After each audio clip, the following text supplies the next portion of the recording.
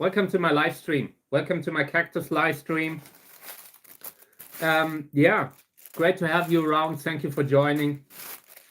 I just came home. I had an appointment very early in the morning, and I'm completely stressed. I almost didn't make it to that, like in time for the stream.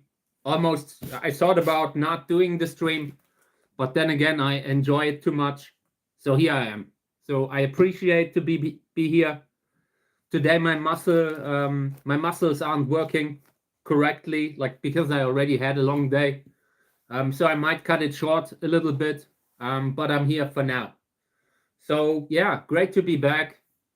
Welcome to my channel. Welcome to my live stream. And in this live stream, we're discussing sowing out cactus seeds. I have cactus seeds that I've sown out. These are the seedlings in the little plastic bags. The plastic bag keeps the humidity in and allows the cactus seedling to long-term grow a little bit longer, like grow with humidity. You don't have to water them all the time. And that really saves you a lot of work because otherwise you would be busy watering all day long. So cactus seedlings just need a little humidity, especially when it's getting hot. Imagine you're outside in a greenhouse and the temperature is over 30 degrees, then the cactus seedlings will just consistently lose substance. And in order to avoid that in the beginning, we have them in the bag. These are just classic Ziploc bags or something comparable to them. I'm not sure. I think this could be like a certain manufacturer. I'm not sure what they are. How they are called. There's some sort of a bag that you can just close at the top. So let's call them that, okay? Yeah, apart from that, great to be back. I brought a lot of stuff today. I brought little cactus fruits for cleaning. Check it out. This is a cactus fruit. I brought more seeds to clean. I already dried out the containers that didn't come up, where we didn't have germinations. So this time we will discuss that and how we deal with that, like because it doesn't make sense to sow out and constantly like keep it wet for long.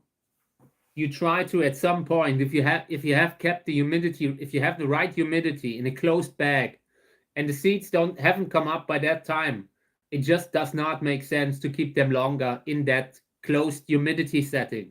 So I always recommend to take them out, let the soil dry out, and then try again. Very often something with the soil didn't work out. Very often you just had the wrong humidity, and eventually it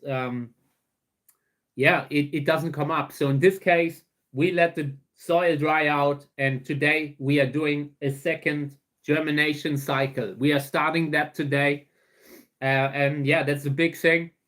It will take a while. I'm not sure how long I will do. I also brought the seedlings to discuss them. Everyone, welcome to my stream. Great to have you here. Great to be back. Already have a long day because I had an appointment today to talk about the future, with the business and all. Was exhausting, and the outcome was that everything needs to grow. I have 1 year to take this thing and build it into something that can carry me, and I intend to do that. So yeah, great to be back. Let's get started. I want to do that with the seedlings first that we have dried out, with the containers that did not have any germination. So let's bring these here, and I want to show you. So there are maybe 15 containers where I saw potential to dry them out. And again, I might have to at some point cut the stream short because I'm exhausted today, but I'm doing my best to pull through, doing everything that I can. So yeah, okay, these are the seedling containers that did not come up. Nothing came up in them. So yeah, I took them out of the bag and I left them besides the heater for maybe a week or two. I'm not sure, 2 weeks. We could now let it dry out longer. It would be safer in regards to the fungus gnats and all, but the soil looks bone dry. Check it out. See, it moves when you turn it. So this is very dry. I don't think that in these there could be any fungus gnat larvae left. I don't think they would survive that because it's too dry. So I have kept the bags where I took them out, and now we will just put them in again. You know, it matters to me that I'm not constantly producing trash. So I try to reuse these kind of things, plastic bags, square pots, that kind of stuff. And today, yeah, we will try that. Try it again. And over here you can see one problem that you have when soil that is high in peat dries out. I'm not sure if you see it, but everywhere on the edges, you know, there's a hole here now, like a little part where the seedling can be washed down. This soil dries out so fast, so hard. It's firm. It's like a brick. And this is something that you do not have with sowing soil. So the newer containers that we have been sowing out, I have sown them out in sowing soil. Everything new now that we're doing for the future, sowing soil, nothing else. In this case, I think this was cemetery soil, and I wanted to test it. I wanted to see how it behaves. I wanted to show it right now. And this is perfect because you can really see how bone dry this thing is. If I press against the sides of the container, you can feel it. It's really like a brick. And when you press on top of the soil, it's also like a brick. And when we will be watering that, this state of the soil will become a problem. So I really recommend not using any soil that isn't intended to dry out and get wet again. Sowing soil, you can do that with it. It also dries out a little, but nothing compared to what we have here. This is really not good because now when we water it, and you will see it, I will show you, the water will just stand on top of the soil. It's like in nature, you know, like we have removed so much that the soil cannot take in the water anymore. So the water floods over. Like when you have sudden rainfall that is excessive, the water will just pool on top. And that is the kind of phenomenon that keeps causing all the floods when you had a drought, when you had 2 months of a drought and suddenly the rain time begins and everything is overwashed with water. And yeah, this is the same. This is the very same thing. It is not good to let the soil dry out completely. So we'll see what we do. I can just try crushing it a little bit, just making it a little bit more flexible again, a bit more loose, to make sure that once you put the water on top of this, it doesn't stand on top, that it has little holes in between where the water can run down. That is really important. Otherwise, we might have a situation where the water just runs through eventually or runs down on the sides, but the soil is still dry. So you would have maybe a pool of water at the bottom, but a dry soil that couldn't induce germination the way we need it. So yeah, I'm currently just pressing against the soil here, trying to give it all that flexibility that a seedling needs when it grows. Little seedling needs to be able to grow the tiny root that it has. It needs to be able to grow into this. And very often, when you have a bad soil that is just basically peat, it will just dry up. Okay, but it was the goal. I wanted to dry it out also to show exactly this. So yeah, welcome to the stream, everyone. Great to have you around. It's going to be a good stuff that we're doing today. So let's see what we have here. What's the label? I want to see what didn't come up. Let me show the ones that have disappointed. I want to know which ones.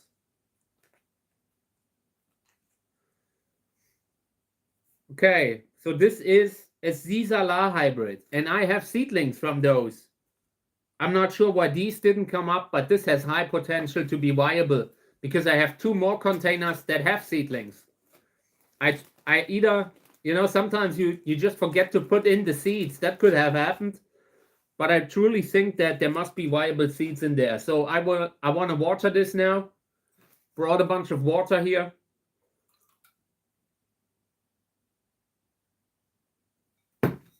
Just a little bit of dirt that I want out here. Let me see. Can you please not?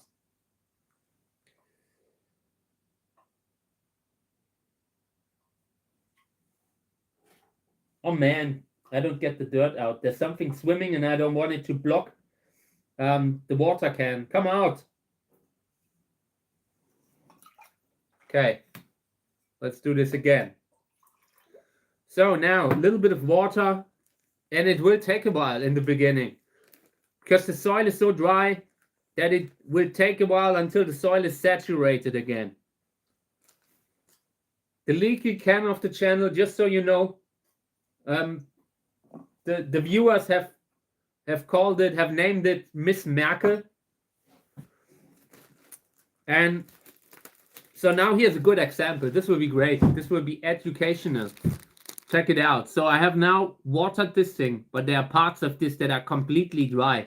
And this is also, just because you have water on the top layer, it doesn't mean that the water is also throughout this container. So you will have to wait a little.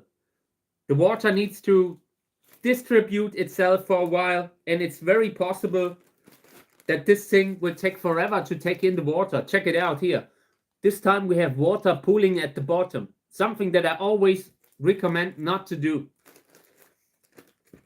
And in this case, I think we need to leave it in for now.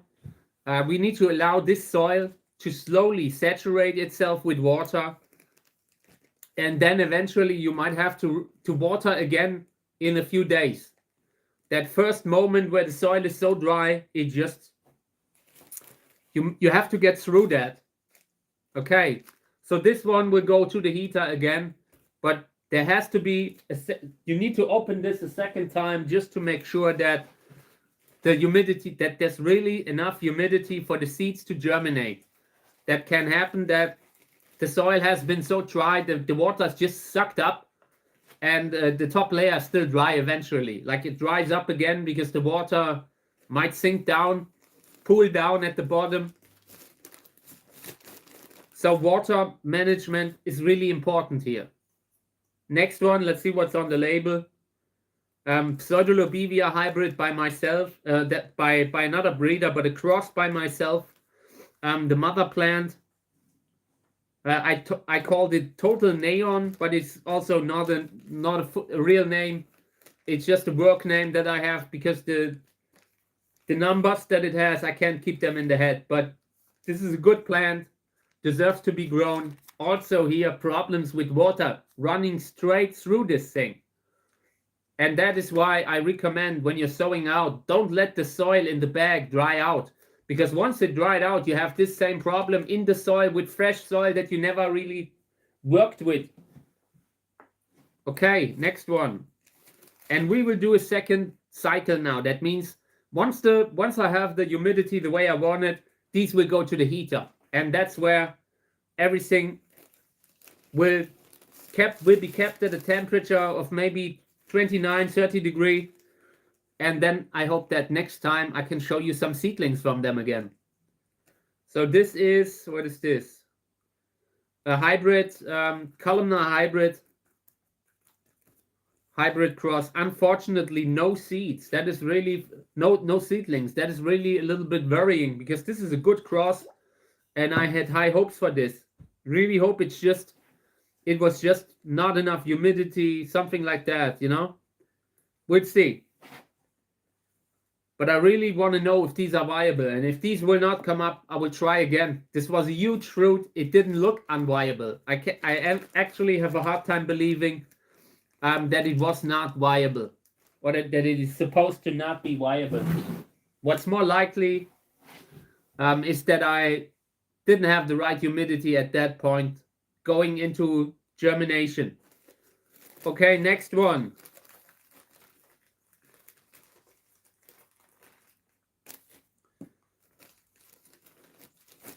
Okay, what's this? Flying Dragon. Flying Dragon hybrid. I can see that having a poor genetic health, honestly. Flying Dragon, I have seen the fruit being often small.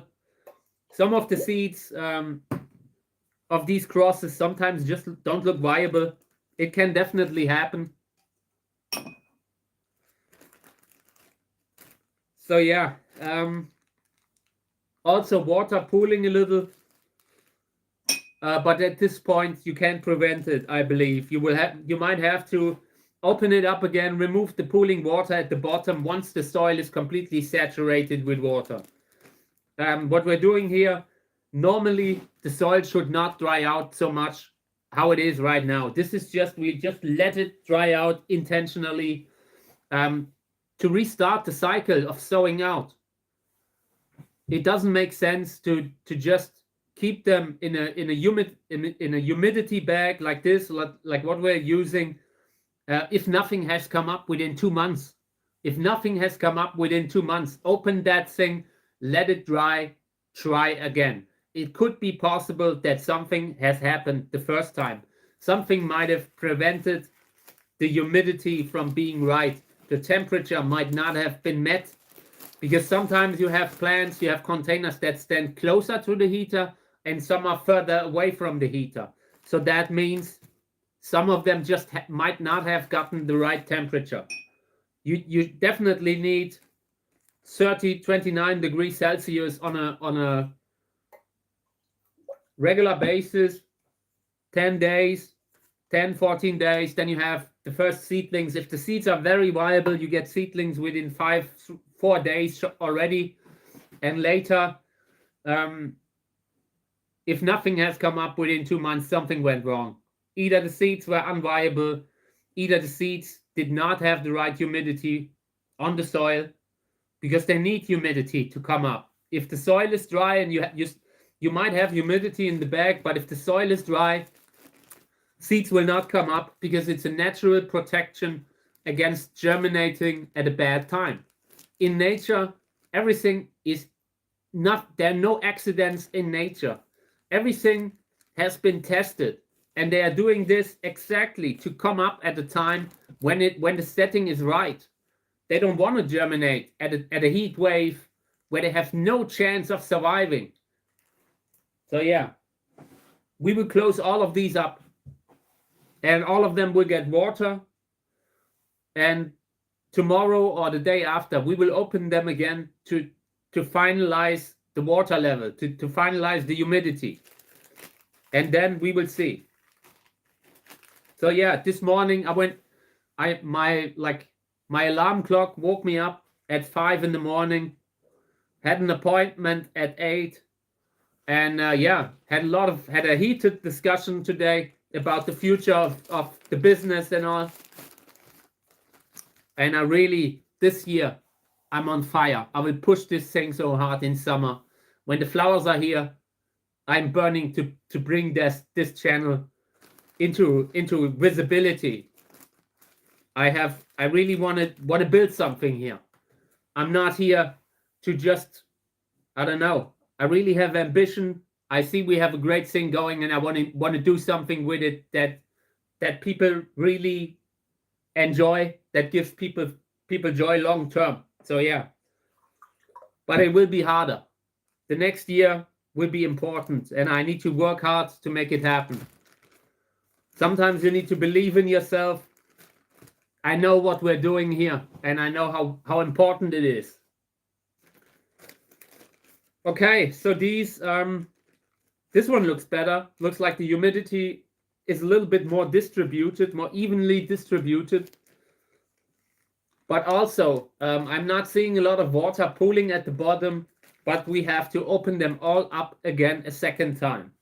If you would put them at the heater now, chances are that the water would just sink to somewhere where it can't induce the germination.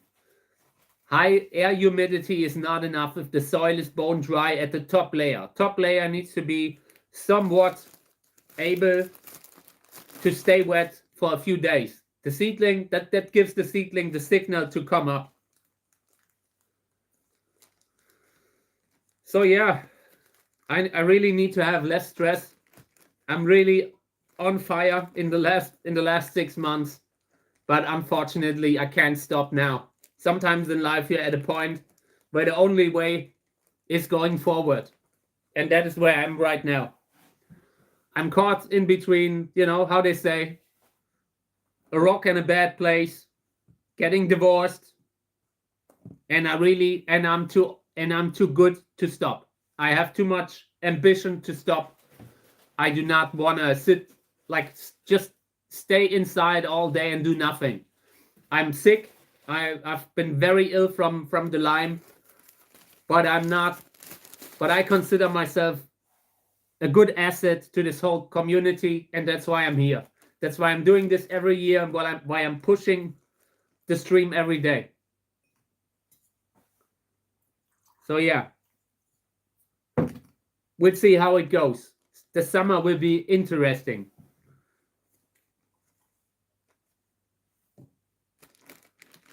Okay. Long term, my plan is to get some sort of a deal that allows me to work with a budget at some point, like to film with a budget, to actually have someone who carries the camera, and that would be awesome. In summer, we could really do it in a nice, funny way. I'm looking forward to that. But right now, I'm doing the camera work myself, and I will do it no problemo. But my goal is to have things easier long term. Okay, so I need more water. These things have taken more water than I thought they would need, so give me a second.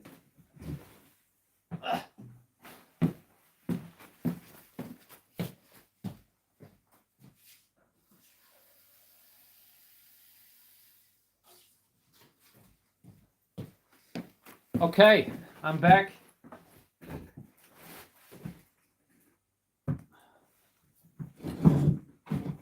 Just a little bit slow with the leg. Okay. So, same here. Completely bone dry, everything. Trying to get the water level, the humidity of the soil to a point where it can guarantee that the seeds will come up if they are viable. This time, I really want to know if the problem were the seeds or if it was the soil. Both a very likely scenario. There are just many crosses that don't work out, that are genetically poor, and there are also a lot of containers where you just didn't fit the right setup, the right temperature. It happens. Okay, let me see what this is. Bamboy, right? Yeah, this must be viable. I can't believe that I have one container that is full of seedlings and another one where there's none. I either forgot to put in the seeds, or these were just not close enough to the heater. And what I'm doing here, this is what is generally recommended for cactus seeds that have not come up after a certain time. You give them time, maybe 2 months. 2 months is plenty of time for cactus seeds to come up. They are just not the type of seed that takes 6 months to come up. Of course, it can work. It can happen, especially if you leave them in a greenhouse. Let's say you put that thing with that didn't have any seedlings. You put it at the top shelf where it gets light. It gets a little bit of UV light that also helps the seeds to kind of it can reactivate unviable seeds, and that's how you could do it in a greenhouse, just keeping them on the top shelf in a bag to hold the humidity in. But very likely when the sun is hitting it, it will be hard to guarantee that you have the right humidity in the soil. That is the main thing. If that isn't met, if that point isn't met, the seedlings will not come up. They will not be able to germinate. Okay. Oh, this is also Echinopsis glauca. Really bothering me that this is not coming up. This is a good plant. Really nice. I like that one.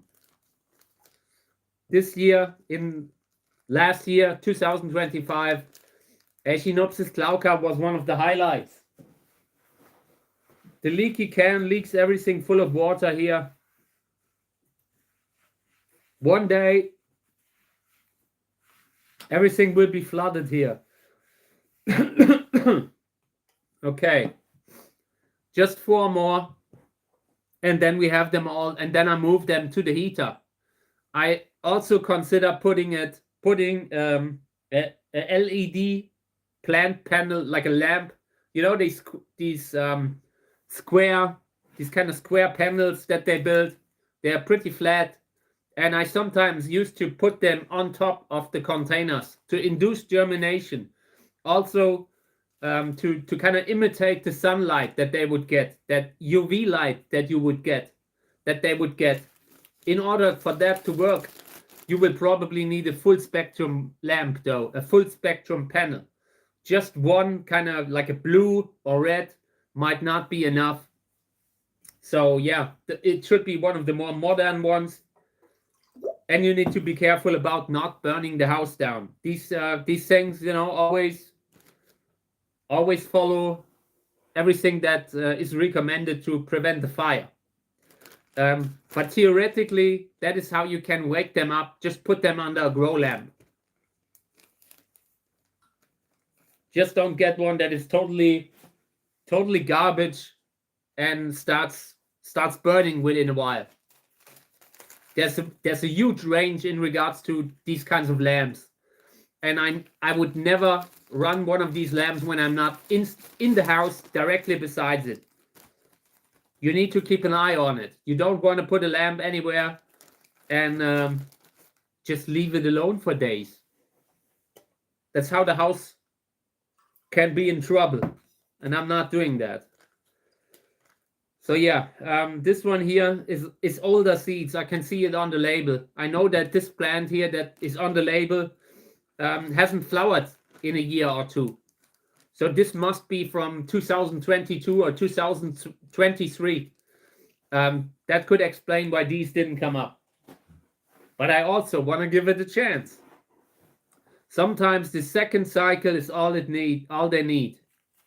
Okay, I think there's another bag that I can reuse. And I only reuse the bags where there were no problems. No fungus gnats, no nothing. No fungal infections. If you reuse a bag that had a fungal infection, you still have it in. It is in the bag. I am for not being wasteful, you know, trying to conserve work material, but it only makes sense if it's not posing a risk for the new container that you put in. And in most cases, nothing has happened, and then you can reuse them. Since they are in a closed bag all the time, nothing can get to them that isn't already in. At least that's the theory. Of course, if there's a little hole in it, they're not. Okay, this is the last one. I'm thankful that we're done with these because everything is flooded. It's really the worst kind of watering can that ever existed, but it is part of the channel, and I'm not. It has got me this far. I'm not giving up on it now. Okay, and welcome to the stream, everyone. Great to have you around. We're doing cactus indoor work, cactus sowing out, dealing with the seedlings now that are also brought.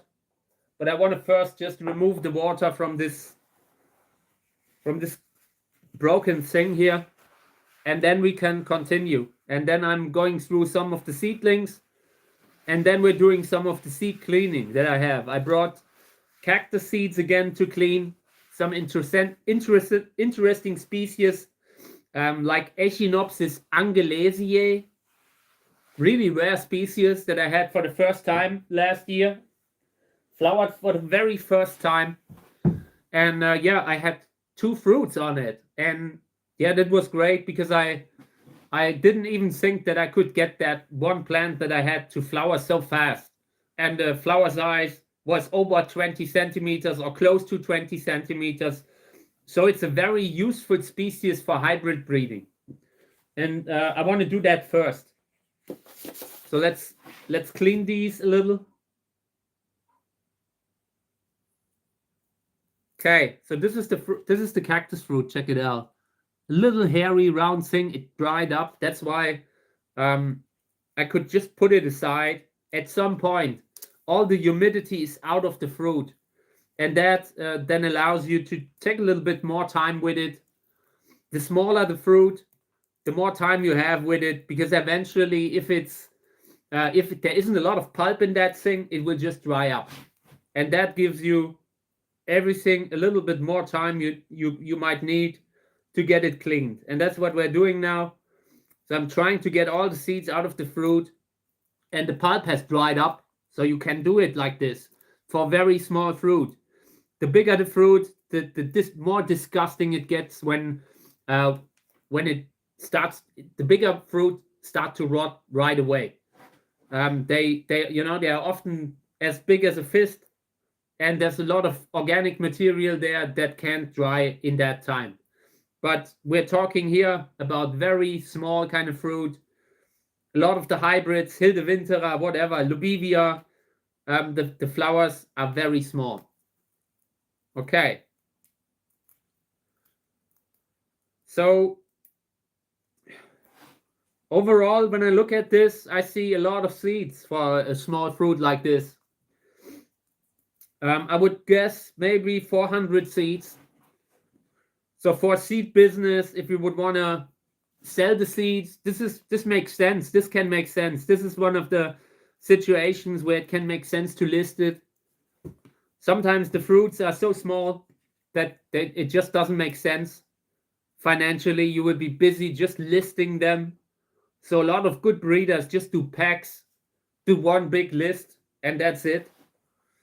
Because if you list these kind of seeds separately as a product in a shop, it takes you a lot of time. Every product, you need to clean the seeds, you need to kind of bag it up, you need to have enough to justify putting all that time to create a listing. And in this case, it would make sense. Probably, barely, but it would. I think the seed business is so time extensive that it is hard to really make a good living. But it makes more sense the more seeds you have per strain. It is, and that's why it's easier for sellers of botanical seeds to do business, because they buy 100,000 seeds of a certain type, and they just split them up in 30 in a bag size of maybe 30 seeds, or even more. You can do 150, whatever, but you have 10,000 or 100,000 seeds available that you bought from wholesale, and that makes a lot more sense financially than what we're doing here. What we're doing here, we're doing it for the love of the craft and to show it, and to show the hybrids, to create something new. This isn't the business that can really carry you, but I love it. I love to see, like in five years from now, there will be plants from these seeds, and that is what makes it worth it. So yeah, and once again, when you're buying, like the wholesale sellers that are doing that, they often don't have good quality, simply because you cannot work with such high numbers. You cannot stock so many seeds, and also guarantee to always have fresh seeds, like people like me have. Every year there are more seeds that you can pack, but due to the fact that the fruit size is always so small, it's just less lucrative. It's less lucrative, but it's better if you want to get good quality seeds. Buy them from a breeder. Buy them from someone who knows his stock. If you write someone and say, "Hey man, what is this and that cross from that year? Is that really fresh?" They will tell you yes. And if it's an honest seller, they would also tell you no. They would also tell you, hey, this is a cross that is maybe a year old, but it should still come up. And that is the best kind of way to buy cactus seeds, in my opinion. Support the breeders that are out there, because they are performing a craft that is very difficult, time consuming, and it often they don't do it for the money. They do it for the love of the game. They do it for the love of the plants. And yeah, you see, when you have a fruit size, in some of the other videos, we had fruits that have 50 seeds. If you would really want to sell them, split them up into 10 seed per bag, it would make very little money. So approaching it from the money side, I don't think that you can do that. You can either lose quality. You can either say, okay, I have to be more lucrative, and I just buy wholesale. But at that time, you never know what that stock is. You never know if that label that is on that stock is actually correct, and very often it isn't. And you also do not know if the seeds are all viable. Sometimes they send you seeds that are 5 to 10 years old. I've had that. I once bought 100,000 seeds, and that none were viable. None. And that was one of the times where that was when I said, I'm done with the botanical seed market. I can't work like this. You need to be able to guarantee your customers that whatever you're sending out is at least very fresh. You cannot always guarantee that the cross will be genetically healthy, genetically perfect, but it needs to at least have good viability and be fresh all the time. The reason why I succeeded as a seed seller wasn't because I was the cheapest, but because I focused on the quality. Everything I sent out, I at least tested. I sorted so many. If a customer came to me and complained and said, this thing didn't come up, I made it good. And that is why the seed business is something, if you really care about the viability, it becomes harder. It becomes harder to be a good one. And but very often that's the true way. That's the way to build something where people respect you, where people will recommend you to others, where people will say, hey, check out what I grew from these seeds. So yeah. Echinopsis angelesiae.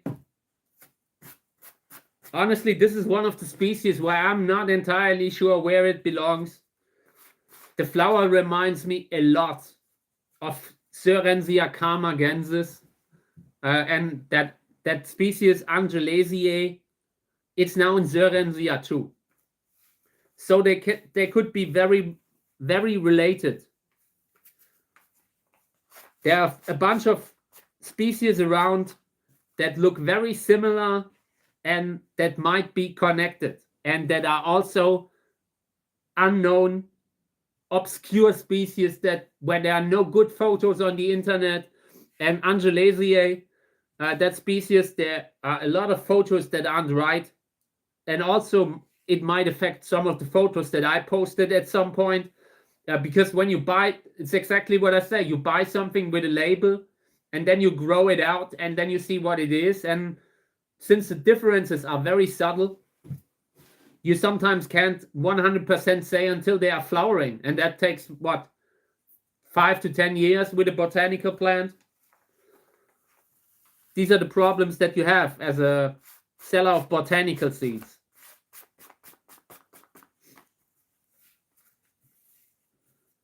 And this was a graft. The plant that produced this was an emergency graft of a plant that I grafted because the root was attacked by mealybug probably, or fungus gnat, whatever. I saw that there was a problem at the root system and I grafted that thing, and I was so glad that I did. Very often you grow something on the own root, seedlings, and then you graft one as just because, why not? And that one plant makes it sometimes, and the others don't. The others can be eaten up by a slug in one day, but the graft is growing faster than the others, and is very fast through that phase where you can lose it.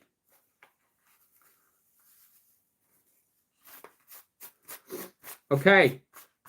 And by the way, yesterday I floated something. We discussed the idea to do a test between grafting on well-rooted plants and grafting on plants that are not rooted. Just comparing the growth rate that we will get between graft and not graft, and or grafted and grafted on top of a plant that just has no roots yet. Because I've just seen that this morning on social media where someone had posted a photo of a plant where he made a graft on a stock that wasn't rooted, that had no roots yet. And we discussed this thing and discussed that it is a waste of time. Because once you graft on a well-rooted, actively growing stock, the scion, the graft will grow so much faster. And I want to show it. We will try it out. We'll see. You know, if it shouldn't be true, we will show it.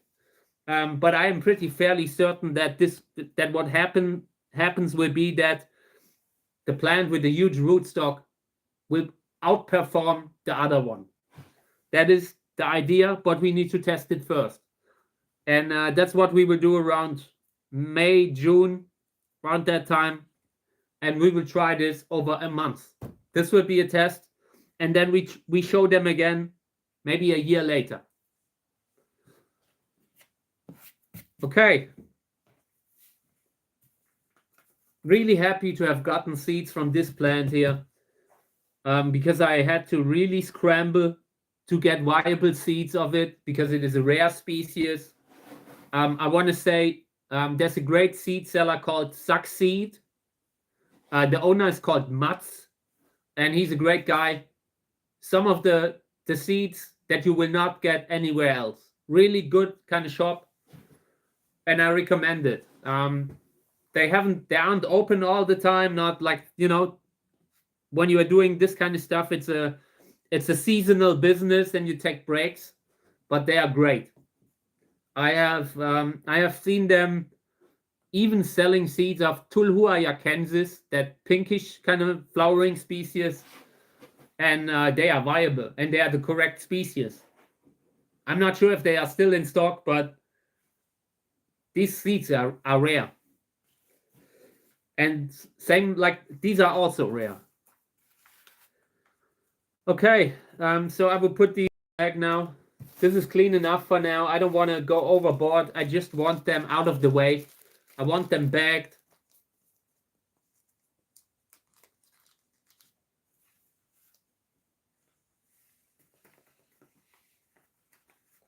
I have forgotten to bring a new piece of paper like I wanted. But I'm pretty sure I will find one at some point later today.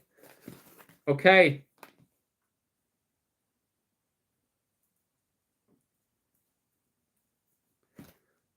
And there were 2 fruits of this one this year. I was so happy to have them. Okay, so let's discuss the seedlings for now. Then we will do seeds again. There are so many seeds that we can take a break here and there and just do something else. Always a little bit more flexible. I like that. I also brought seedlings that we took out of the bag. These are still in the bag, but I also have 5 containers that I took out of the bag.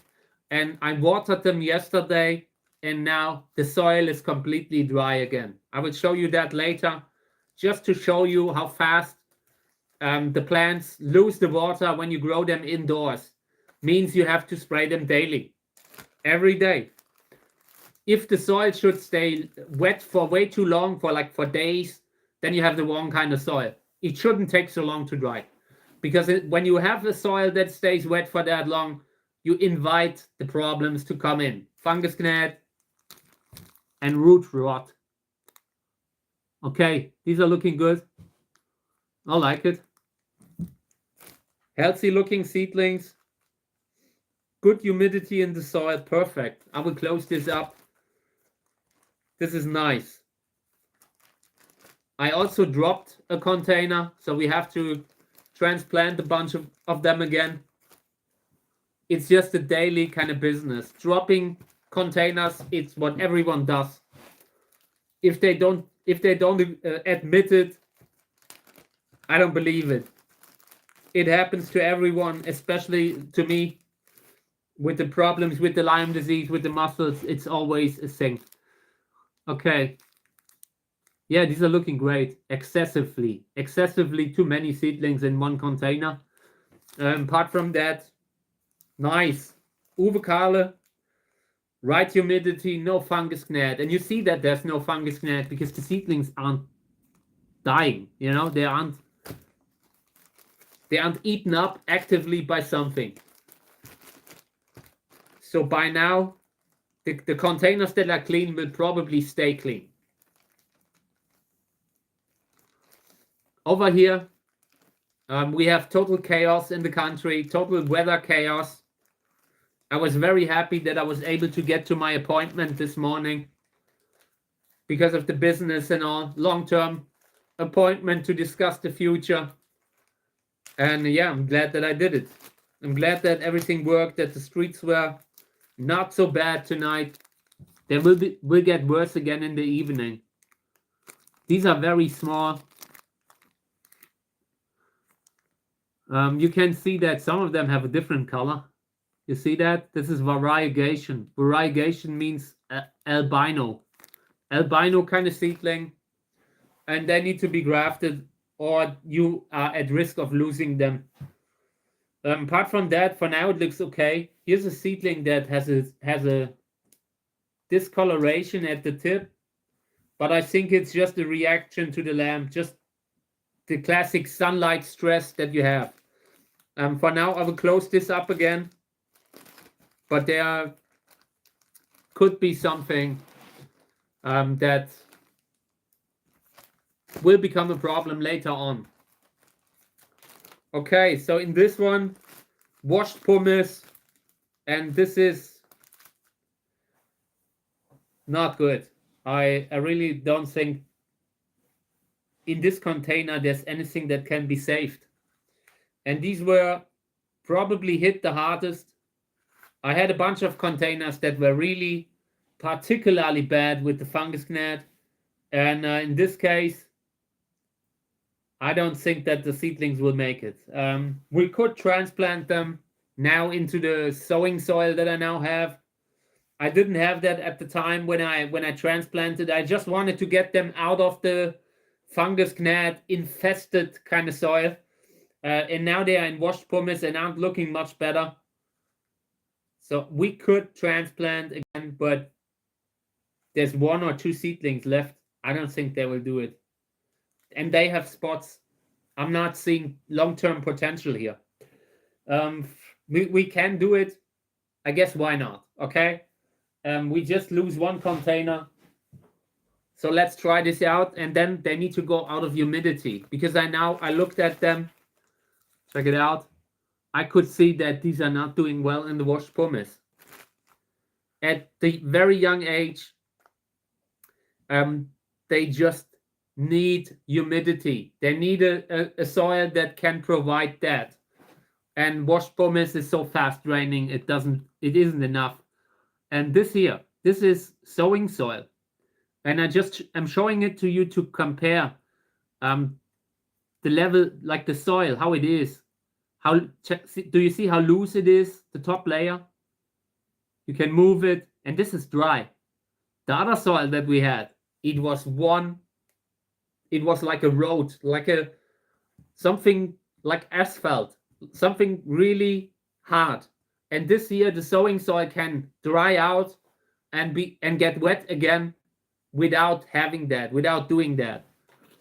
So it's good that we are back at the sowing soil. I'm personally happy. I use a lot of that cemetery soil that I used there with these for the larger plants. But the smaller ones, they just can't take that. And once you have a problem like fungus gnat, you often can't save them anymore. And I believe we cannot save these either. I'm doing this just because I don't like giving up. But I know the prognosis of this year. Not good. There's 3 seedlings left, and I'm sure we will lose them. But I will do my best. Maybe we can save it. And this also needs to be sprayed daily. This will go away. Washed pumice. I might be able to use that for something bigger. Outside humidity. For the bigger plants, fungus gnats play no role. You shouldn't have the soil constantly wet all the time, to a point where fungus gnats can really hurt a large plant, and it's rare because a large plant is just pretty hardy. Large cactus can take a little bit of fighting here and there. It just happens in nature. So these are looking good. Columnar hybrid cross with a Pseudolobivia father. I see one that is 100% variegated. I'm not sure if you see it, but it's here in between the two. And yeah, the others look like they have a greatly different, greatly varying skin color.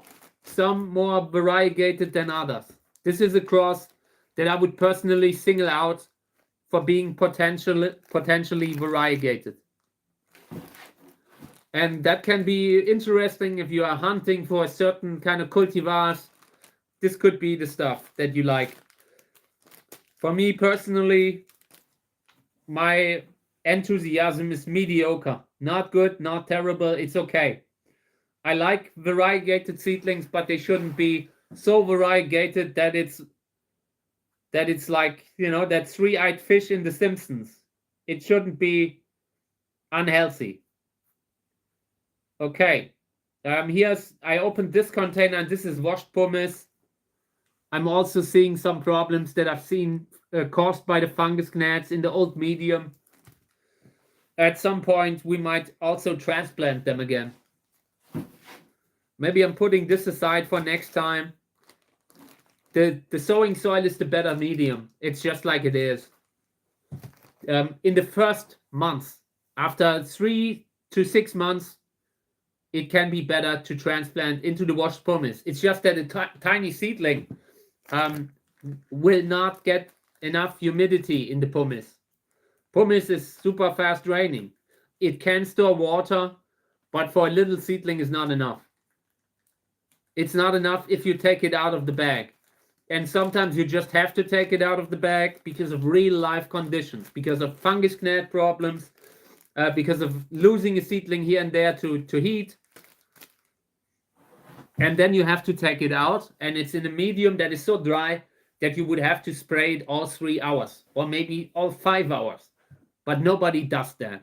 Nobody really goes out into the greenhouse and every day reliably sprays the seedlings every 3 hours. I haven't seen it done. And yeah, that's why we had much better results in the other soil, despite the problems. Here you can see there's a little bit of moss here.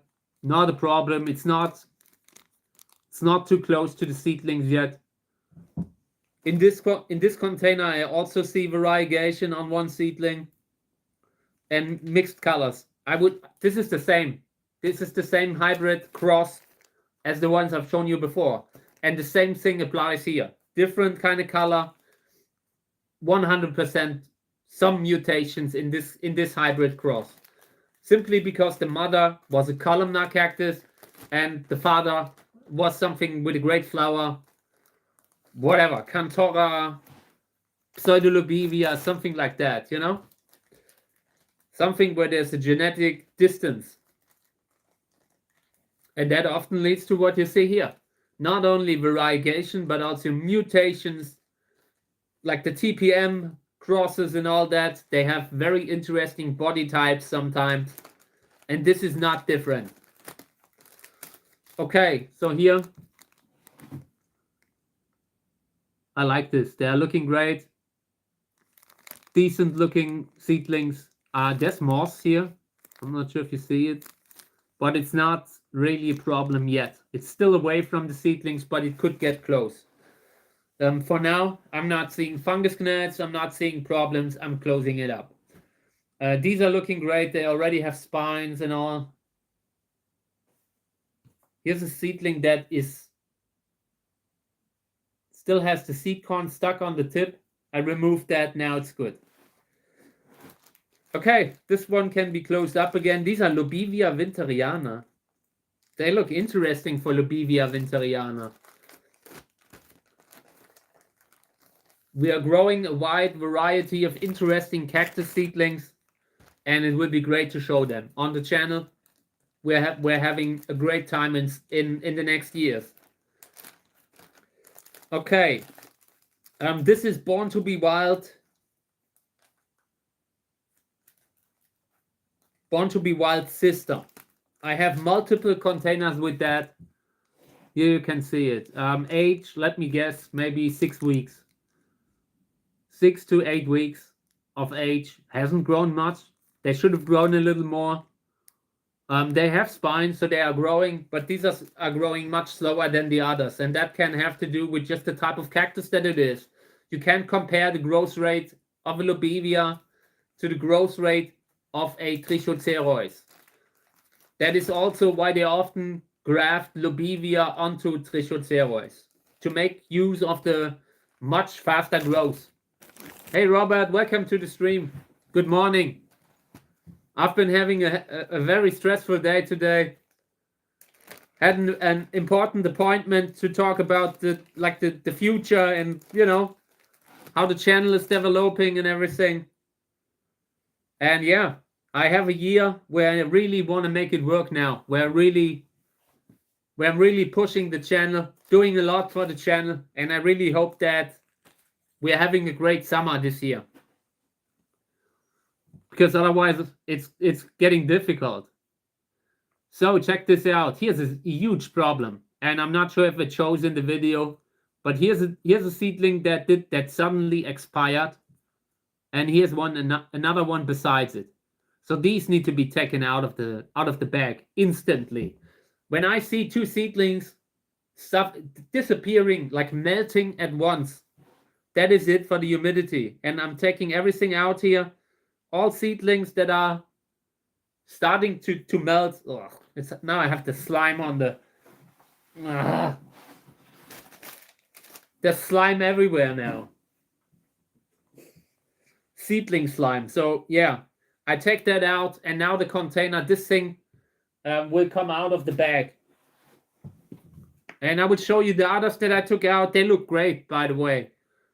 This is a decent soil.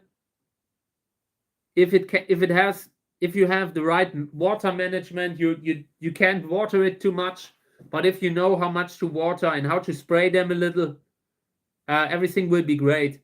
And here's another seedling that has discolorations. It needs to go out. It's not so far progressed yet that it will melt, that it has melted yet. See it?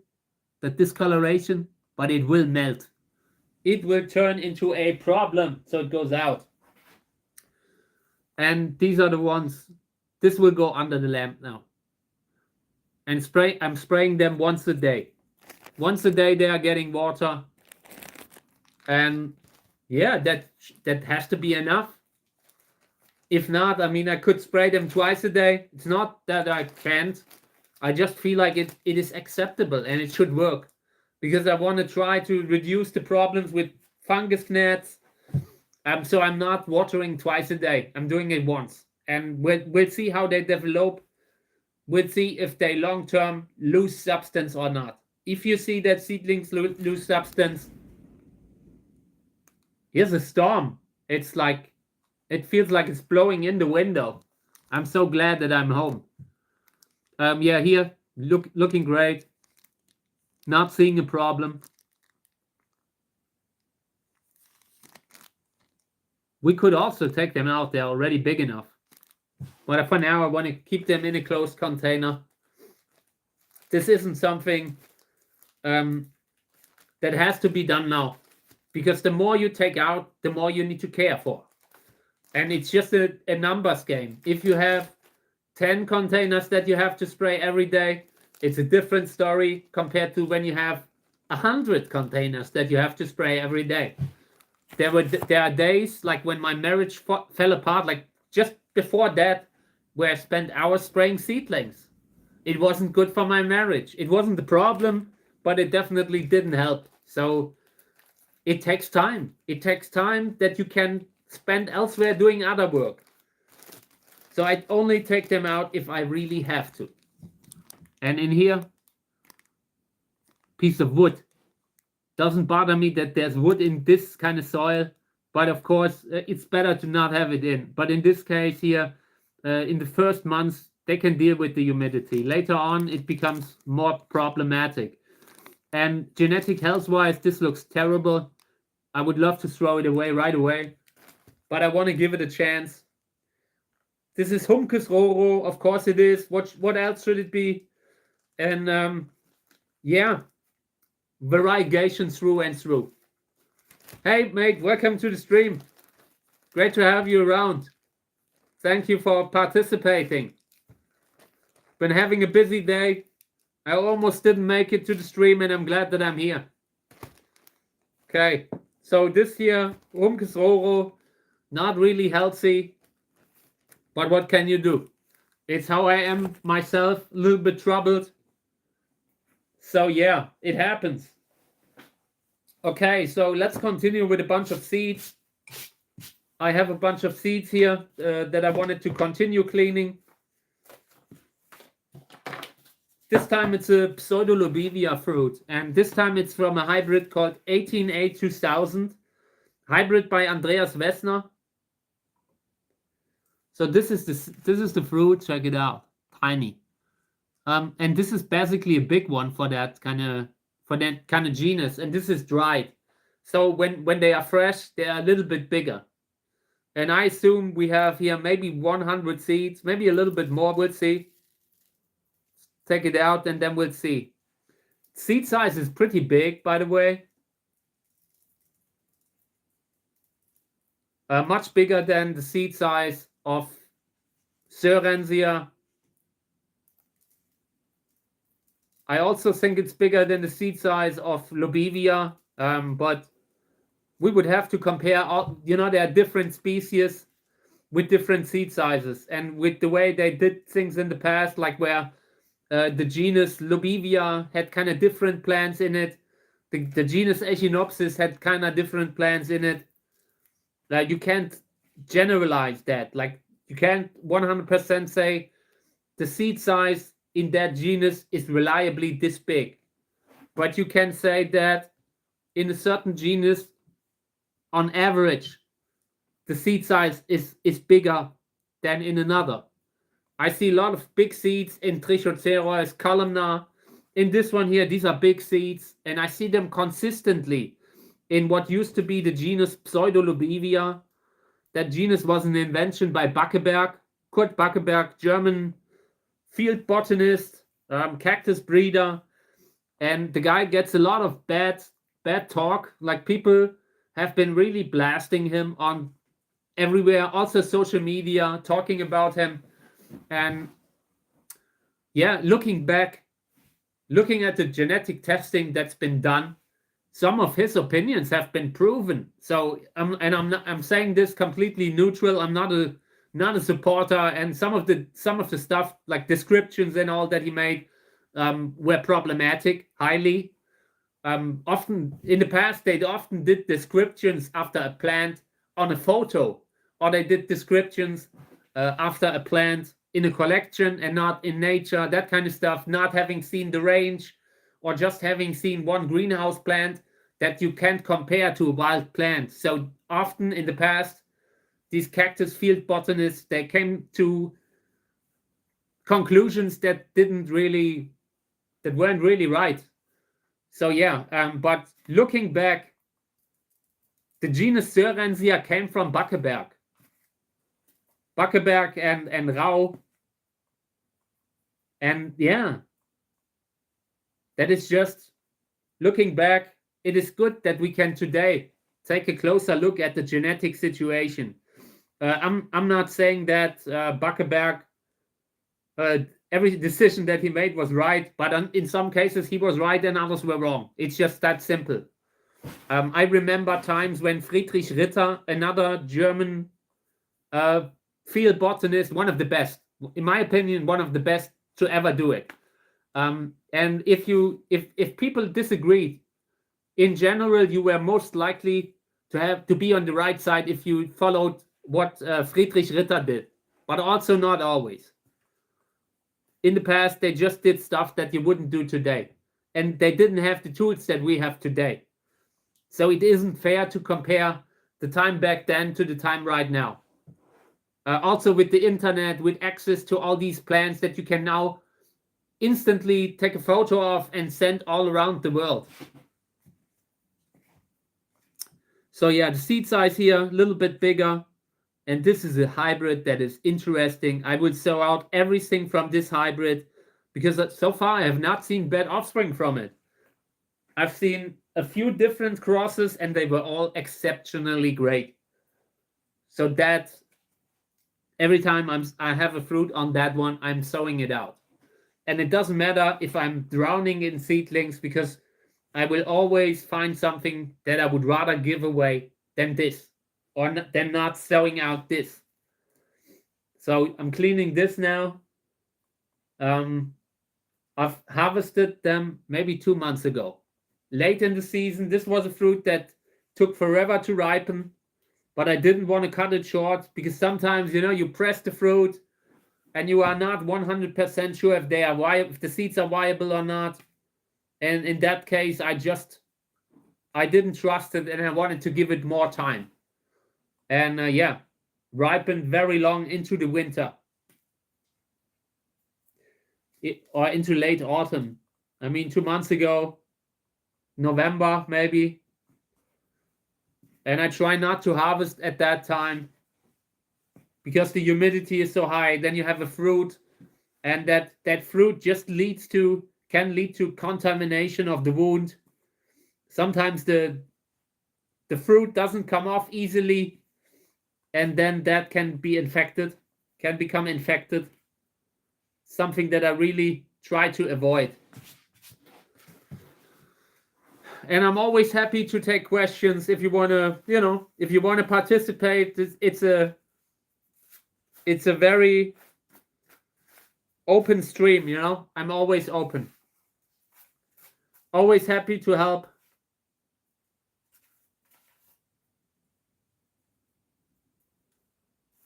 But we're getting a really bad storm here. It feels like outside the world is going under. I'm not sure what's happening. But I hope when I come out, the greenhouses are still there.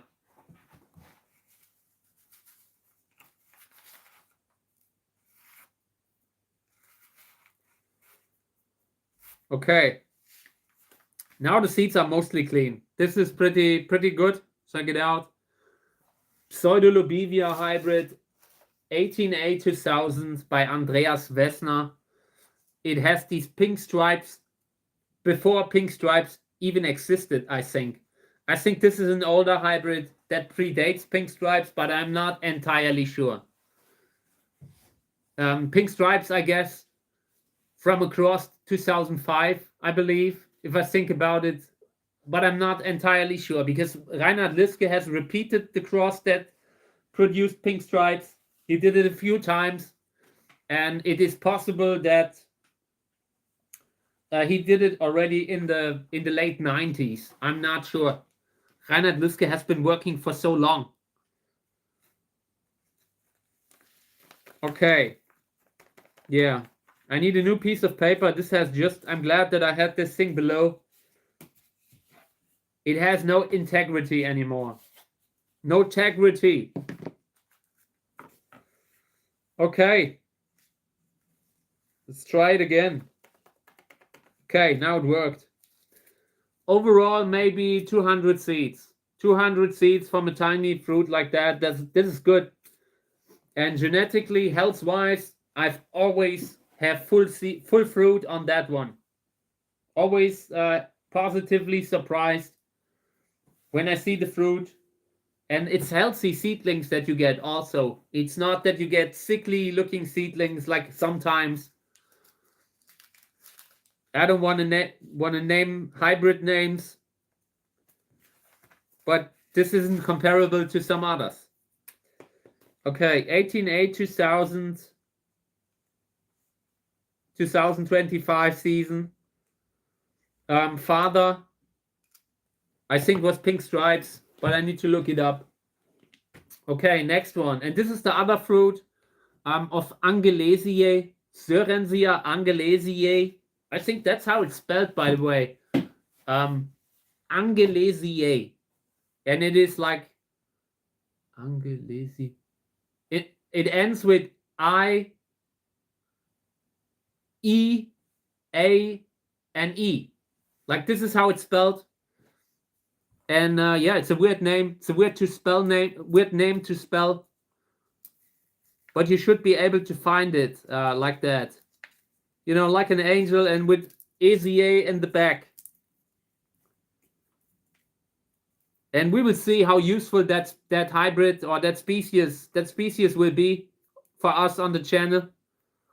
Remains to be seen. This could be worthless. This could be self-fertile because we had two fruit.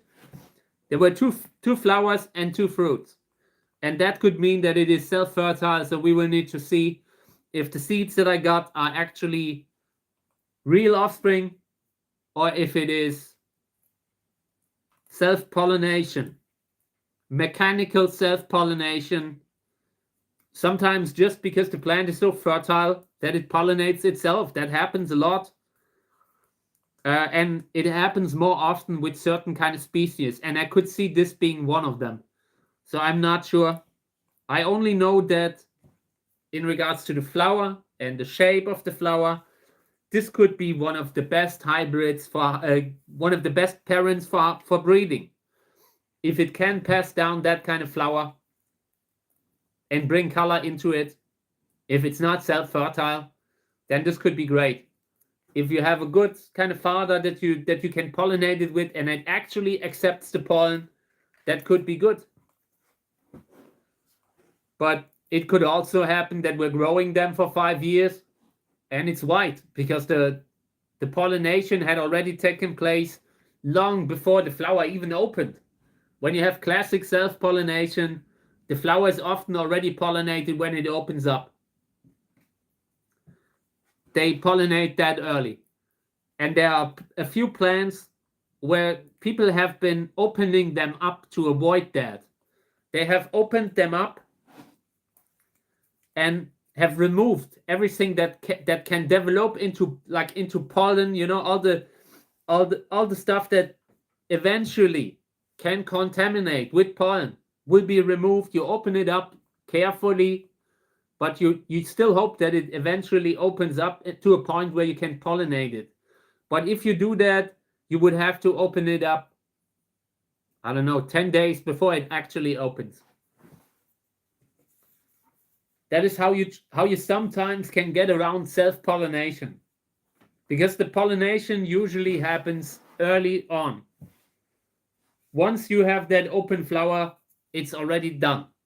So sometimes it can make sense to find the perfect time to get a scalpel, like a little surgical thing, and try to open the flower up just at a stage where you can still remove stuff that can cause pollination.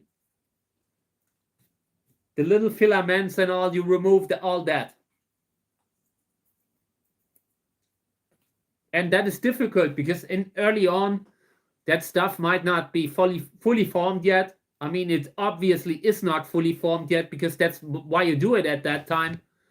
And that means it could be a little bit more difficult. That is why so many self-fertile hybrids basically fall out as mother. You can't use them as mother because they are already pollinating themselves. You always get you get a range, like the classic range that you would get by like when you are growing from seeds. So you might even get a pinkish kind of flower from one that is usually white. You might get differences in regards to the sepal shape. Those could look a little bit different. You always have a range when growing from seeds. but it is not, you will never be able to have that kind of a real hybrid cross where both parents add something to the mix.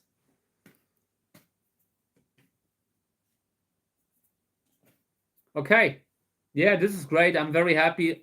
2 fruits of a rare plant. Very good. I like that. So this goes into the trash. And now I want to clean these a little bit more, getting rid of all the dust and stuff.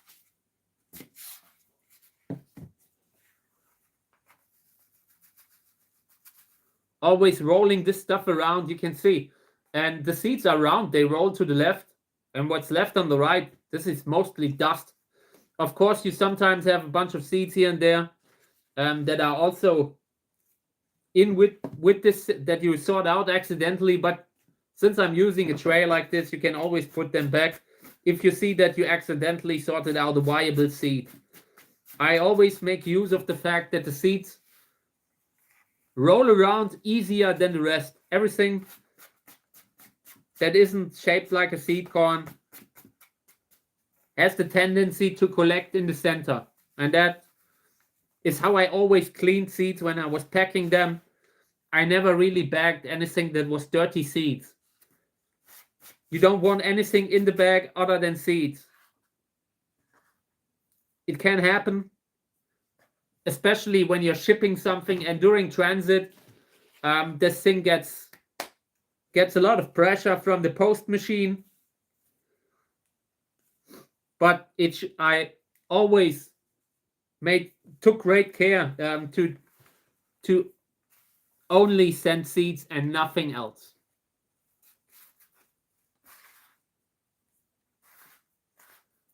Sometimes when you buy from wholesale, you also get seeds that have remnants, stuff that you would otherwise clean out. But since they don't really, they look at the large volume of seeds and not so much about having it perfectly clean, which is understandable. If you're dealing with 10,000 seeds, you can't clean them like this.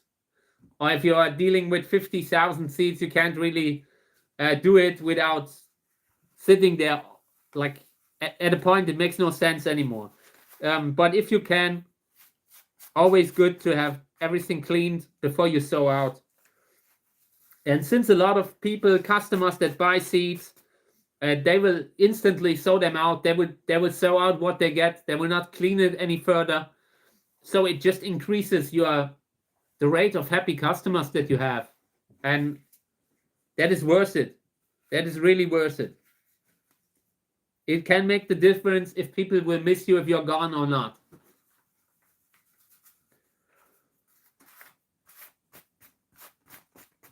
Okay.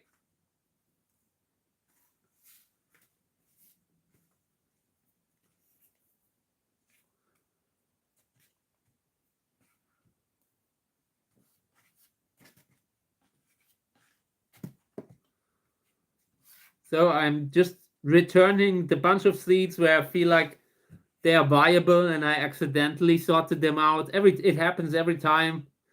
Sometimes 10, sometimes 20, sometimes just 1 or 2, but it happens every time. When you're cleaning like this, check it out. Now you mostly have seeds there. Earlier, this is all the stuff here. This is all the dirt that was in it. So you always have that a few bunch seeds that get out accidentally. But this allows me to bring them back in if I need them.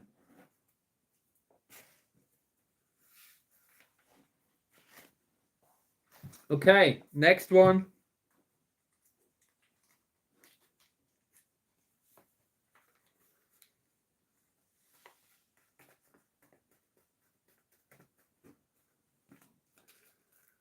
Okay, so also similar size of number of seeds, similar amount of seeds. So that means I'm seriously looking at self-fertility here. Seriously considering the likelihood that this could be self-fertile.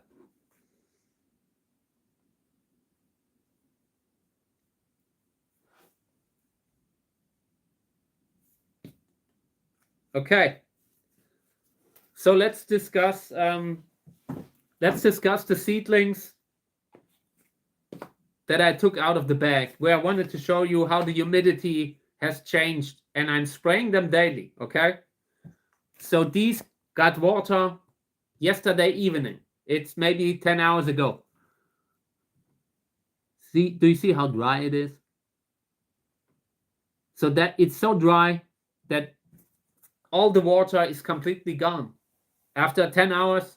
So they need to be sprayed all the time. In the beginning, I was always unsure at what point do they get too much water or do they get not enough water, and how to tell the difference. And that was something so difficult for me, because if you look at the internet, people will tell you different things. They have different kind of experiences, different climate. You know, when you live in a country that doesn't get a lot of heat, and then you are much more likely, you are much less likely to run into problems with dehydration. But that is such a common thing when you have a hot environment in summer. Right now, this is indoors and it's already dry. The temperature indoors maybe 25 degrees. Can you imagine how dry this would be if it would be maybe 35 degrees? We just had that last summer. So, and at that point, the seedlings would lose substance. And that means you need to recognize that. You need to see that they are getting smaller and smaller at some point. Yeah, and at some point, maybe they need to be watered twice a day. For now, once a day is enough. Like I said, the fungus gnat thing is also an issue. I don't want to keep saying welcome to the fungus gnat channel. I don't want to do that. So we keep them dry.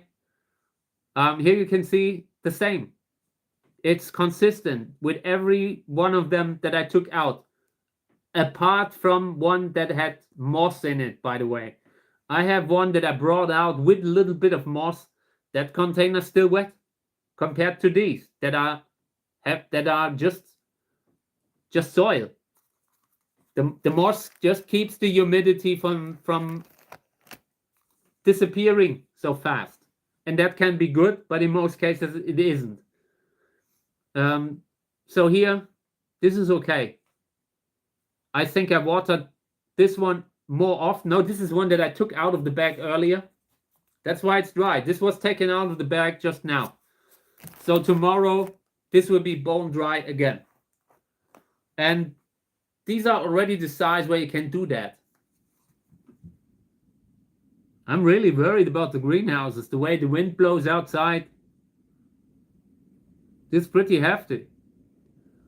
So yeah, you can't see the soil, but I see it and it's dry, and I can't even see it because there's moss. But I feel below it and it's completely dry like the others. Okay, and this is the last one. This is the worst one, by the way. Check out how dry this looks. And you see how dried up it is on the corners, on the edges. That's not good. You don't want that, because that's where the water will run down. The water will often not go to the seedlings, but it will run down. So I need to be careful about this. I'm spraying directly onto the seedlings and I'm misting them. If you water them with the can, very often the water will just disappear so fast. The soil will not have time to take it in. So spraying is really the way to go.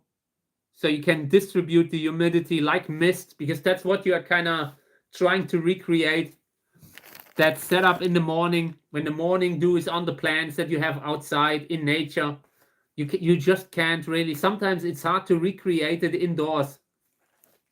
And spraying them, giving them sunlight, giving them a night experience where the temperature goes down, that helps. Natural kind of way to grow. Okay, here's another one. full of seedlings.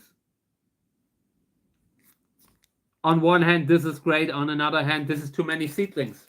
This will be a lot of work. Right now, it's okay. Soil is still looking good. Not seeing big problems here. But long term, I might take them out. They are already at a point where it's looking crowded, and I would love to give them a little bit more space upwards where the bag, I mean, there's not a lot of space with the bag. The bag is pretty small. So at some point, these will come out. The bigger they are, the earlier they get taken out of the bag. I don't want to have them in the bag unnecessarily long. It's just you keep them in for as long as you need to not lose them. Because in many situations, when a tiny seedling is taken out of the bag, you might not be able to fill up the water that this tiny thing needs. This is okay. I like them. Seedlings are looking good. Moss here and here. But it's not bad enough to become active right now. I try not to mess around, not to change anything if they do well. If something goes bad, I take it out. Hey, welcome to the stream. Great to have you around. Thank you for coming. Okay, so here, I look at this and I know I need to take them out. 1 second, one look. So check it out. These are the seedlings and they look great actually. But there's one or two. Here's one seedling here. If you press on it, it's a little mushy. You can already see that this one will not make it. This one's already lost. It doesn't know it yet, but it's gone. So I would take this one out, whole seedling, if possible. At some point, they will turn into sludge. So I always try to get it out completely. And these need to be out. I already know that there's a reason for that loss of a seedling. It doesn't happen just not that it was bad luck. This had a reason that if you lose a seedling, it is sometimes it's too much heat. It is sometimes not enough light. It is sometimes too much water, because at some point the water will saturate the soil and there will be no oxygen left. In this case, I would very, very likely consider fungus gnats as the most likely culprit here. So I'm taking them out. Taking out the fungus gnat right away. That is something, they are big enough. In the beginning, I couldn't do it because the seedlings were too small. Now we can. So this will be out and also needs to be sprayed. The more we have, the more work it gets. And by scaling up, you see, you can scale up endlessly.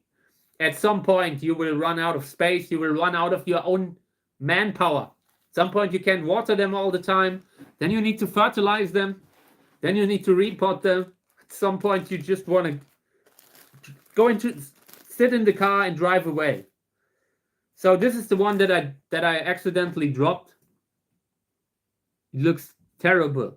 So I would try to just reposition the seedlings the way they were before I kind of messed around there. And this will be difficult. This is really something the experienced breeders know that is bad. No worries. I was also late. I almost didn't make it. I considered not doing any live stream today. Had an important appointment because of my business, because I run a business. I need to make a little bit money here and there, and I don't approach it. Money isn't my only kind of thing that I have in mind, like short term. I'm currently building a huge library of videos, so my focus right now is on providing a great stream, a great channel, filming great stuff long term that will be here now and in 10 years from now. So yeah, but I need to be profitable, and every now and then I have appointments, where they tell me, Patrick, you also need to earn a little money here and there. And that was today. But yeah, long term, we're on a great way. I'm very happy. I see so much growth in the channel right now. It's a lot of fun to do it like this. And I hope I can continue long term. Okay, so yeah, this is the price that you pay when you have too many seedlings. They are forming these clusters, and then at some point they become, I don't know, they become roundish, where you can't really, once they are moved once, it is hard to put them there again, because they have grown exactly the way they have grown now. And at some point we might have to transplant them. Yeah, better late than never. That's right. I was so messed up this morning when I came into the stream. You know, I'm an emotional guy, and I believe in what I do. That's just because of that. Because I know that, you know, every now and then I went from doing books, where I did like the 3 books that I did, and now I'm focusing more on the streaming. And it's a different kind of business. It's a different kind of business where you can't really compare it, you know. The book market isn't doing well right now. So it didn't make sense for me to spend so much time. I always spent years inside the house writing books. The first book, I think, took 2 years. The second book probably also. So when you put in so much work, you need to be sure that your time, you're doing the right thing with your time, with the little time that you have. And I just felt like the channel, the channel that I have is exactly where I see the biggest potential. Where I see the biggest potential to actually do something with this. And yeah, once we're streaming from outside with the flowers, it will become clear. This year will be a year where I'm really pushing with the streams, pushing with the videos, pushing hard. I'm not the youngest anymore. I can tell you I don't have that many years in me anymore. Maybe 5 years at the most. And I need to make it count. I want to, when I say, and at one point I will go online and say, okay, I have an announcement to make, and this is it. There will be no new season. We will not film anymore. But for now, I want to really make use of it. I can walk a little. I have the energy to talk a little. And I will leave something behind that is noteworthy. So yeah. Glad to be around. And this year will be a great year for the channel. Okay, yeah, I think this is looking decent. It definitely doesn't look the way it looked before. And I will close it up again. Closing it up again. Because there were no problems. The only problem that happened was myself. And maybe I can keep them in there for a little longer. At some point they will have to be taken out, but for now it isn't today. Maybe already the next time, because once you drop container, they can get damaged. Little blunt force trauma here and there can happen with seedlings too, with cactus seedlings, you know. And that would then eventually turn into fungal infection. So we will have to see. These are looking great. Big enough to be taken out of the bag, in my opinion. And for now, this is okay. Spiny. Very spiny. I like them. These will look interesting later on. You can already see that these will be so hard to repot that yeah, I don't like the idea of repotting. That's something that is super spiny, but you have to do it. So many of those hybrids that I have here, they are the very spiny kind.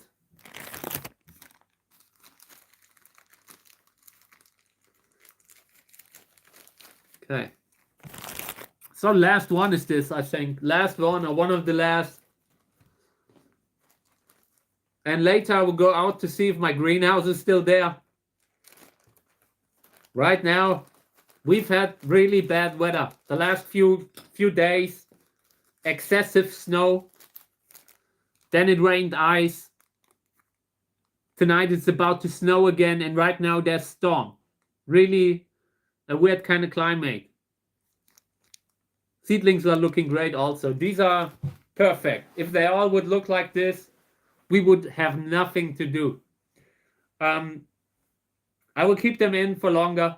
I could take them out also. These are looking great, and they would do great outside too. When I say outside, in my controlled environment, in a tent or inside where you can have them under a lamp. Okay, let me see this. I think there was another one that I wanted to look at. I think I haven't looked at that one yet. Oh no. This is another one that we can't keep in. Perfect example. We couldn't really check it out. You can really see the fungus gnat damage on this photo. Here, that brownish stuff, this is fungus gnats eating away the top layer of the skin. Also here, this one is already gone. This looks like you can throw this away. I just want to look at the label to see if this is maybe the same cross like the other one, which could very well be because they had the same kind of amount of problem. A lot of it. Okay, this is Uwe Kahle 24, and this is Uwe Kahle 24. No, this is one of mine. Okay. So if these were the same, I would have planted them into the same container. Okay, so let's see if we can save it, but this doesn't look good. Okay, taking this one out here, trying to get rid of all the soil now. I don't want to have any fungus gnat on this thing anymore. And this is sowing soil. That's where it will go. And we need to take it out of humidity now because of the tiny wounds that I've just shown you. When you see tiny wounds, brown spots, the humidity will definitely bring it out. Even if it's not so bad yet, it will become worse in humidity. Sometimes you can save a seedling, and we will try that now because I see that this seedling here has a tip that is rotten. We will try to take off the tip. Maybe the tip can callus. Okay. And this is it. 3 seedlings here that made it. The bag cannot be reused. This is just not good enough, not clean enough to be reused. And these will go under the lamp. If we can save one plant, that is good. One of the 3 seedlings, but probably not. They are already too far. I'm just not the type of guy who gives up if I can do something. Also, because I'm doing this educationally, if I was just sowing out here, I might not even keep them. At that point, I look in this thing, I throw it away. But this is good kind of. These are good kind of plants that can be worth investing a little bit of time to save them. Okay, soil very dry, by the way. Check it out. But it's sowing soil, so when I spray it, it should take in the water, and that's what I will do later. Just spray them carefully, and I need to spray them at least once a day, probably once a day, but it will depend on how fast the soil will dry. Okay, and 3 in each, and this is really the intensive care ICU kind of section of my cactus breeding. These look the worst, and I don't think we can save them. Sometimes you can't save them all. It's just what happens. You see, with so many seedlings, you can't save them all because you can't grow them all. You could do it if you have a huge setup, a huge kind of grow space. Then yes, go for it. Single everything out as often as you can. Repot, but you will end up having a nursery, and I don't want a nursery, not in a million years. I Having a nursery is very difficult. You see more and more going out of the business because all the costs have tripled. I'm doing video because I see it would be so difficult to just make a living with a nursery. You have to spray. You have to guarantee that they are beautiful. You can't even sell a plant that has skin problems, you know, that kind of stuff. Then you have to spray insane amounts of plants. At some point, you will run out of power. You can't do it you can't do it at some point anymore. Okay, so I'm doing one last fruit that I want to clean, probably. And then I'm going offline, but for now, I'm still a little bit here. I'm noticing that I'm having problems with the muscles, but it's okay. The longer I do, the more difficult it gets with the muscles. And it's all a follow-up problem from Lyme. So yeah, not really something that I enjoy, but your body tells you your limits sometimes, and you have to listen. Okay, so this is a fruit, and this is one of Ulf Merbold, Sorensia telegonoides hybrid, and not many seeds. I'm just trying to grind the seeds out of this thing, and it's bone dry. Like I said, the smaller fruits tend to be very dry. They lose all humidity, and you can crumble them in your hand when they are drier. And that's what I'm doing here. And later, if necessary, they will be cleaned again. But a lot of the smaller fruits, no problem with them. They just don't have enough pulp. You can usually clean them pretty nicely. And this, by the way, this is the remnant of the flower. Pretty big. This is dried up, so the fresh size was maybe twice as big. Good kind of flower. I liked it. It was one of the most beautiful hybrids that year, last year, 25. It's crazy it's just a few days ago, but I'm already talking about last year, but it's just, you know, it's how it was. Okay.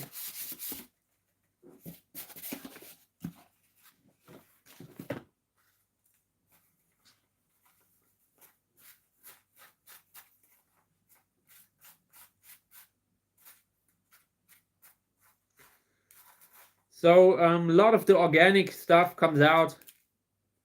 If there's something viable left, then I still have it in this tray here. Always allows me to take a seed back when I have sorted it out, unfortunately, because it was viable. The most effective cleaning method is under running water with a sieve. We will be doing that in one of the next episodes, in one of the next videos that I'm doing. I have put a few bags with seeds aside that I wanted to clean again. That is always the best way to clean them. And if you ask me what you should do, you should always wash them under water. But if you are really overwhelmed with fruit, this can work too. But it really needs to be clean. Can't be like, you see how much dust that is in there. You need to spend half an hour cleaning one. And in that time, it can make more sense to do it underwater. But you're always limited by how many of the crosses you can dry at once. If you don't have enough space to dry 100 seeds at once, like 100 different types of seeds at once, then this can save you some time. This can speed things up dramatically with the smaller fruit, not with the big ones. The big ones need water no matter what.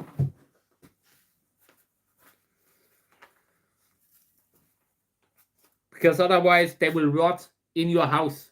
You will get, I don't know, fly, like fruit fly, that kind of thing. And I really don't recommend it. I'm going hard against it. I don't want that kind of stuff because you know, they can also be a problem for other stuff later.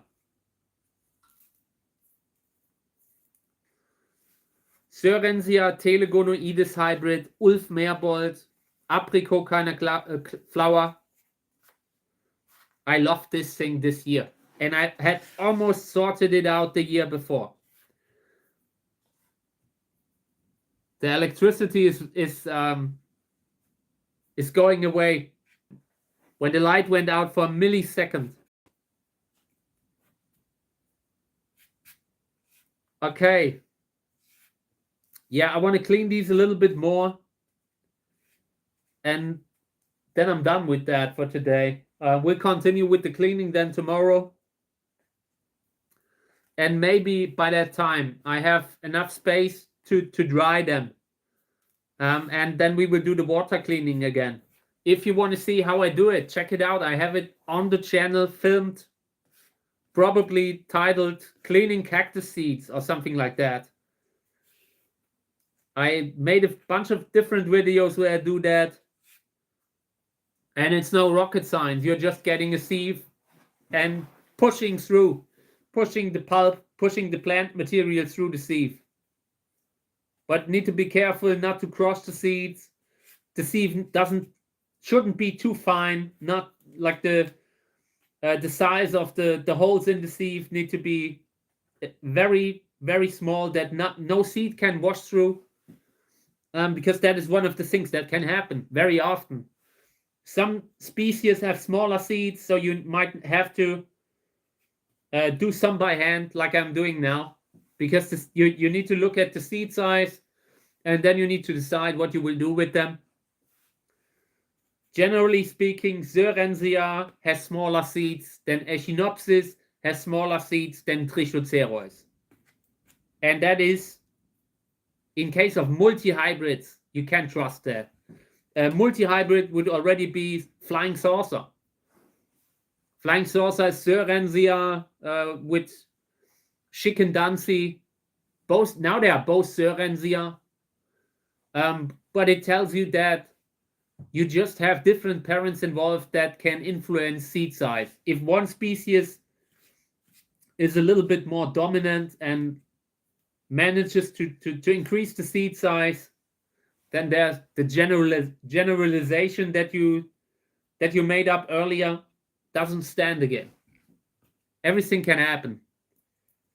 With this kind of stuff, you never know how a cross will turn out. You never know if it will be good or not. Sometimes the best crosses are the ones you did not see coming, that you saw and felt like, okay, on paper sounds okay, but I don't think the outcome will be superb. And then you see a flower and it just works. Where both of the parents, if you look at them alone, they're mediocre, but together they make a great combination. That happens very often. And that is why you can't really predict hybrid crosses. Okay, my smartphone battery is going. I gotta go. Thank you for participating. I'll be back tomorrow. I will be offline within a few seconds because I'm down to 5%. Thank you guys for participating. I will be back.